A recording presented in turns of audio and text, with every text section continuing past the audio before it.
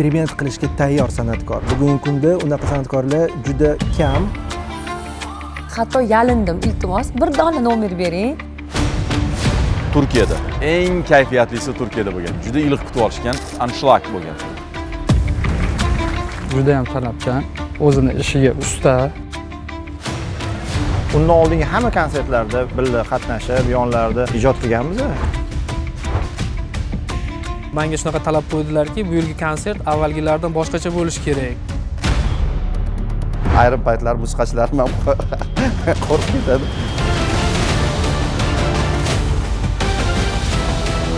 Mendan ko'p odam xafa bo'lgan.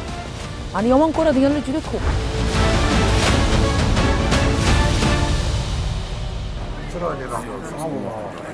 Все, начинаем.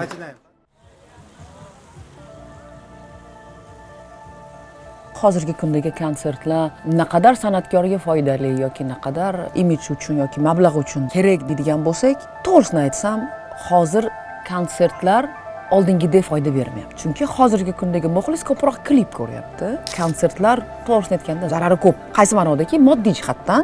Endi bu narsani biz to'g'risini aytganda tarix uchun qilyapmiz.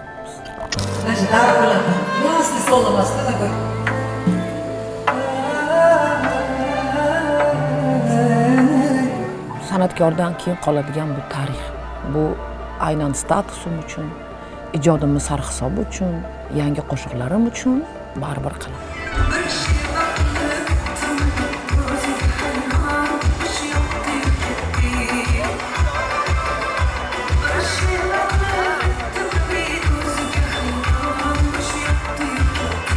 Ozoda Nursaidova bilan men 2020-yildan beri ijodiy hamkorlikni boshlagan bo'lsam, bu 4-konsert bo'ladi. Ular bilan birga ishlayotganim. Kesin 2 soat 45 minut tugatami o'sha paytda? Самый лучший режиссер. Xaridorda kechagidek ham. Shunaqa qilib konsertlar qilinadi. Professional sifatida ular haqida bitta narsa ayta olaman. Agarda ularni qanaqadir e'tirozlari bo'lsa, faqatgina oddiy e'tiroz yoki oddiy kapriz emas, chunki Ozoda opa shunaqa insonlarki, shu e'tirozlarini isboti bilan keltirib bera olinglar. Har doim masalan nimadir yoqmasa, uni yechimini biladigan insonlar. Svet masalasi bo'yichami yoki dekoratsiya masalasi bo'yicha bo'lsa ham, o'zlari aytgan e'tirozga albatta isboti bo'ladi va buni yechimi bilan birga beradigan inson. Birinchi marta ishlayapman Ozoda Nursaidova bilan. Konsertdan bir oy oldin biz uchrashdik ofislarida va menga shunaqa talab qo'ydilarki, bu yilgi konsert avvalgilardan boshqacha bo'lishi kerak. Ya'ni men bilan orkestr yarki svetda bo'lishi kerak. Men как художник по свету bo'ladi. Birinchi marta konsertda ishlayotganim uchun talablari shu darajada bo'ldi va biz shu konsert rejissyori Davron aka bilan birgalikda konsert zalga tashrif buyurdik va Botir akam bilan chiroqlarni qanday qilib o'rnatish bo'yicha muhokamalar olib bordik. Ozoda Nursaidovani boshidan Ozoda opa bo'lganlardan ishlaganmiz. Undan oldingi hamma konsertlarda birga qatnashib, yonlarida ijod qilganmiz, chiroq bilan, dekoratsiyalar bilan. Qo'shiqlarimizmi orqadan Kontrollar. Просто нахуй. Botir akamga rahmat.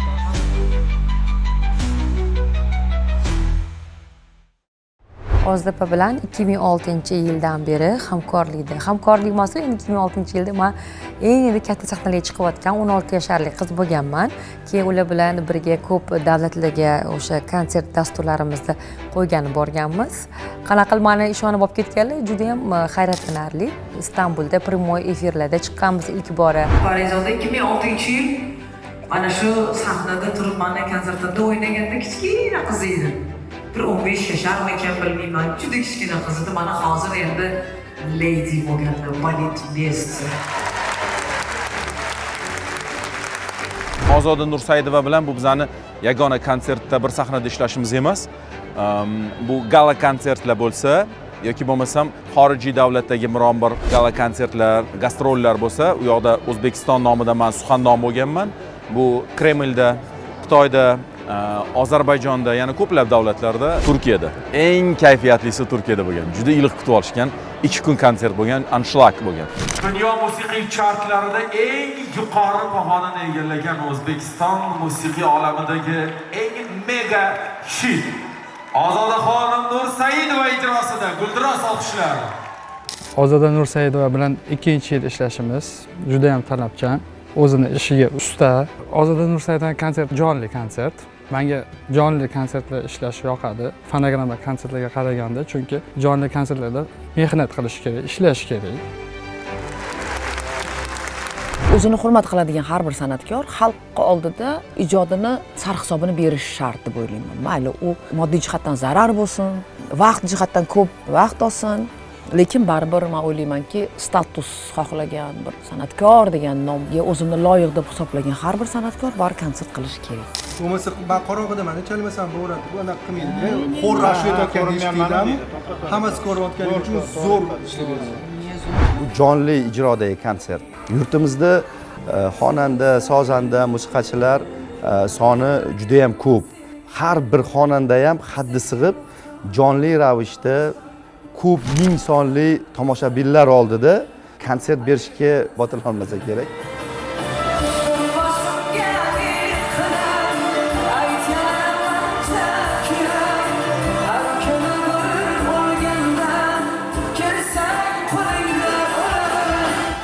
Mana biz 2 yildan beri jonli konsertimizni O'zbekiston Davlat simfonik orkestri bilan qolursi dirijori, O'zbekiston xalq artisti Kamoliddin O'rinboyev bilan hamkorlikda ishlayapmiz.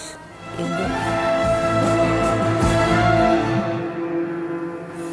Trombon, truba, valtorni boshida sal yumshoqroq tushinglar. Va baqirib tashlayapsiz. Qanaqa konsert bo'lishidan qat'iy nazar, katta 20 ming, 30 minglik stadionning oldida bo'ladimi yoki 10 ta dona musiqa shinavandasi oldida chiqish bo'ladimi? To'g'risini aytsam, o'sha konsertni, o'sha dasturning boshidagi 1 daqiqa yoki 30-40 soniya qo'limni titrog'ini o'zim ushlab tura olmayman. Ayrim paytlar musiqachilarim ham qo'rqib ketadi. To'g'risini aytsam, bu narsani men o'zimdan olib tashay olmayman. Shu singari tirikjon, ijodkor, qalbi yonib turgan inson sahnaga qadam qo'ydim, albatta unda hayajon bo'ladi. hozir ko'pchilik bilmayapti nima bo'layotganini. Hozir tarix bo'lyapti, ishoninglar. Estradada tarix bo'lyapti. Bu kolossalniy mehnat, kolossalniy asab. 2 yildan beri ishlay olayotganimiz Kamoliddinning ham tashabbusi. O'zimizni estradaga yoshlarni, xalqimizni jalb qilish, butun saundga, professional saundga jalb qilish maqsadimiz. U ham xohlagani uchun, men ham xohlaganim uchun juda sahna ortidagi juda ko'p qiyinchiliklarni bosib o'tib kompromiss topyapmiz. Orkestr bilan konsert 80 ta odam edi o'tgan yili. Bu yili mana xor qo'shildi 20 ta, orkestr bilan 100 ta bo'ldi. Har bittasiga mikrofon qo'yib nastroyka qilish kerak. Har bittasini ovozini tiniq qilib chiqarib berish kerak. Qiyinchilik tarafi vaqt. Ularni vaqti bilan raqqosalarni vaqti bo'lganda orkestr vaqti bo'lmagan payti bo'lgan yoki orkestr vaqti bo'lganda Ozodapani vaqti bo'lmay qolgan paytlari bo'lgan. Orkestr vaqtiga qarab repetitsiya vaqtlari belgilanardi. Juda qiyin proses. Sababi ular juda band. Chunki ular aytyapmanki, O'zbekiston davlat simfonik orkestri bo'lgandan keyin davlat tashriflari, konsertlari hammasiga borishlari shart. Ya'ni ularni jadvali juda ham to'ladi. O'sha tarafdan juda ham ularni bir joyga yig'ib, aynan konsert dasturini ishlash juda qiyin. Juda ham ko'p murakkablik tug'diradi.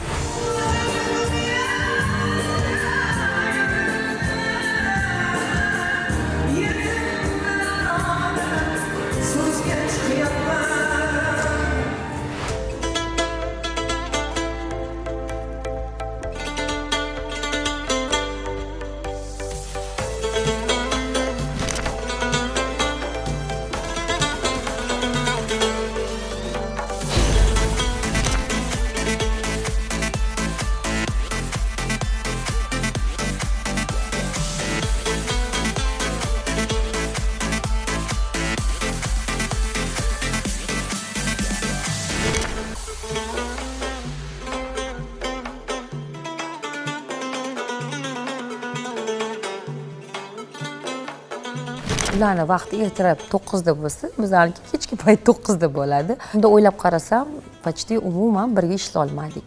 Agar biz birga ishlay olganimizda, yanada zo'r bo'lardi hammasi.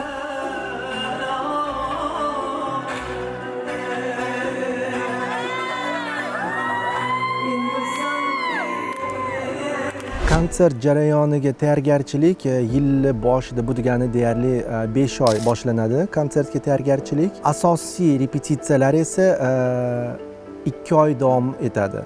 2 oy raqs guruhi bilan, 2 oy orkestr jamoasi bilan tinimsiz repetitsiyalar bo'ladi. Diktorda ham hattoki yengil hazil, uncha-muncha hazil qilish, ularni yuziga tabassum berish uchun latifa emas. Ular eshitishni xohlagan chiroyli xalqona jumlalardan foydalanishdan cho'chimaslik. Bitta tepakal aka o'tirib sochimdan ko'p oshirib deyaptilar. Xalqimiz esa oddiy odamlar, oddiy musiqa shinavandalari. Ularga oddiy gaplar bilan konsertni, bayramni tushuntirish kerak.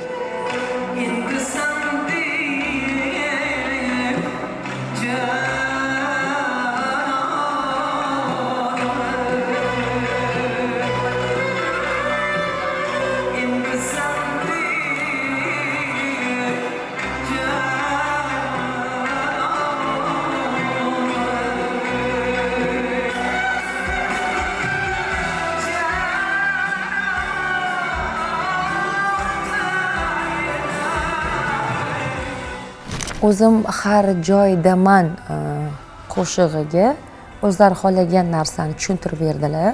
O'sha jahl bilan, hasrat bilan, dardni jahl bilan ko'rsatish bo'lganda, aniq tochka harakatlarni berishimizni, katta harakatlar qilishimizni o'zlari kelib hattoki ko'rsatib berdilar mana shu harakatlarni, hammasini ham qo'llarni katta ochishlarni. Menimcha o'ylayman, aynan ular bu fikrni berganlaridan keyin raqs yanada jonlandi.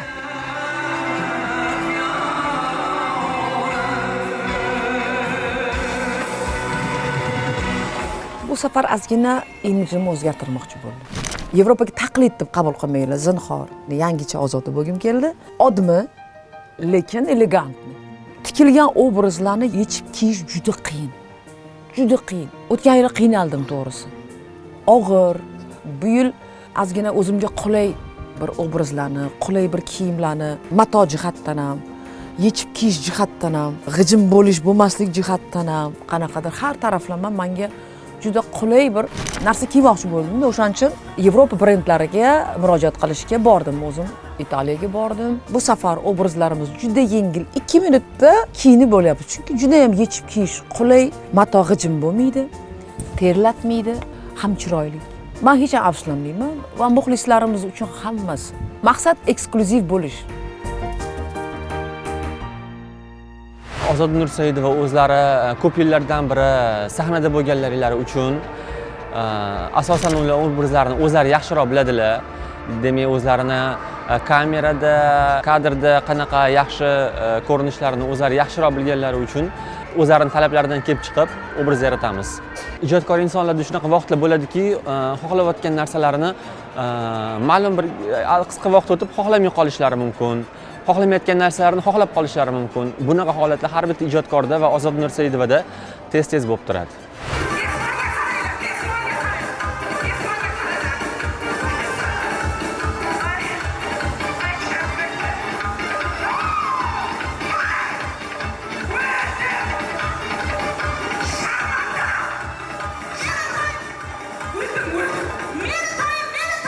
Bu yilgi konsert ozgina teatrlashtirilgan konsert bo'ldi. Har bitta svet, har bitta chiqayotgan aktyorning mizansenasiga alohida yo'naltirilgan svet bo'lish kerak.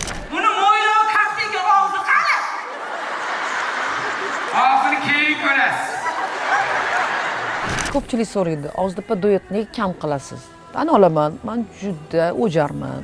Uncha-muncha odam bilan aytkim kelmaydi duet. Yosh ijodkorlarni qiynalib yurgan, talanti bor lekin imkoni yo'q ijodkorlarni kashf qilgim keladi. Maqsadim yordam berish. Mana shu duet orqali butun bir san'atkor chiqib qolsa, men sababchi bo'lib qadam qo'yib qolsa, bu meni bir savobim bo'lsa kerak. Bu savob uchun. Bu bola ham juda talantli bola. Juda talantli bola. Shu bolani tanladim. Mana duet aytdik, ko'rdinglar duetda hozir hamma yoqda hit bu qo'shiq. Yaxshi odzivlar, yaxshi bir e'tiroflarga sabab bo'lyapti bu duet ham. O'ylaymanki, yaxshi prodyuser uchraydi bu bolaga. Xudo xolisa, hali yangi ashulalar aytadi.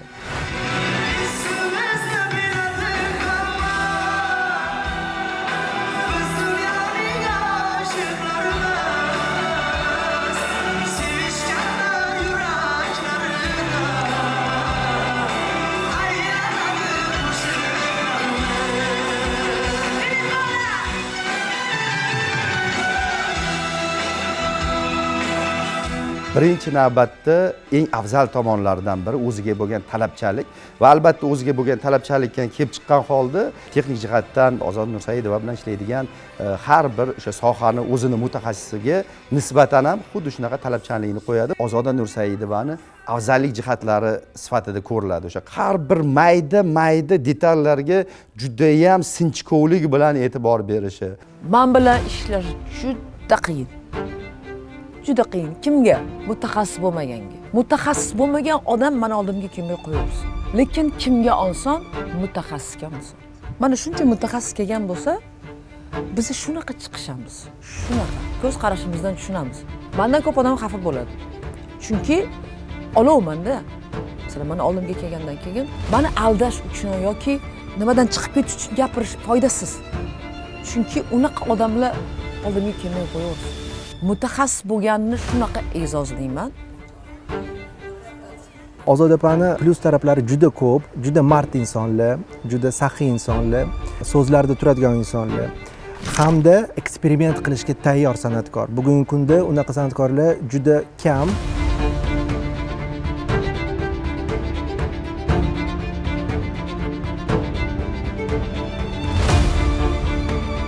O'zimning kasbimga juda talabchanman.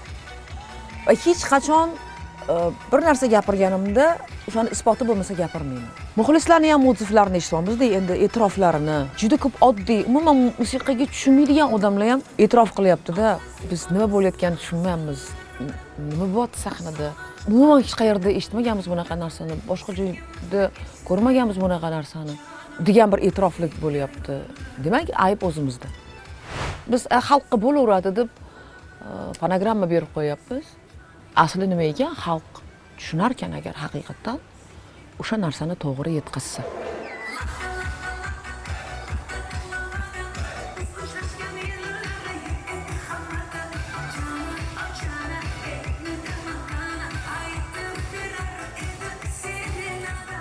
Men buni juda ham kutgandim, orzu qilib kutgandim. Chunki Ozoda Nursaidovani ashaddiy muxlislaridanman. 12 yoshdan beri muxlislar bo'laman.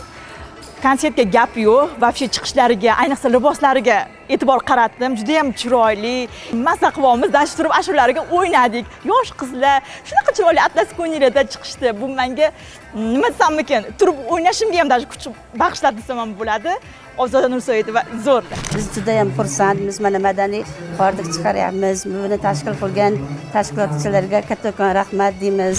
Sahna ko'rinishlari, kiyim, liboslar juda ham mahorat bilan tanlangan, ayniqsa raqslar bizga juda ham yoqdi. Hozir konsertdamiz. Ozoda Nursaidova opamiz juda ham chiroyli, konsertda juda ham ko'taring kayfiyatda olib boryaptilar. Hamma xursand, juda ham konsert fayzli o'tyapti. Ijodlarga omad tilaymiz. Andijondan Ozoda Nursaidovani konsertiga kelganmiz. Onamni olib kelganman. Juda ham chiroyli konsert bo'lyapti. Sokin qo'shiqlariga birgalashib yig'layapti, shu qo'shiqlariga raqsga tushyapmiz. To'g'risi bunaqa zo'r bo'ladi deb o'ylamagan edim. Xudo xohlasa har yili kelishga harakat qilamiz.